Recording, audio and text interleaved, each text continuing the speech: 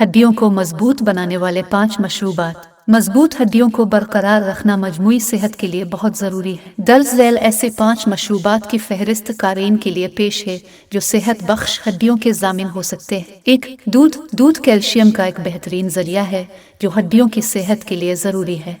इसमें vitamin D भी होता है जो कैल्शियम को जज़्ब करने में मदद करता है। 2. कीनू जूस भी कैल्शियम और विटामिन डी का एक ज़बरदस्त ज़रिया है। कैल्शियम और विटामिन डी दोनों ही हड्डियों की मजबूती के लिए अहम हैं। 3.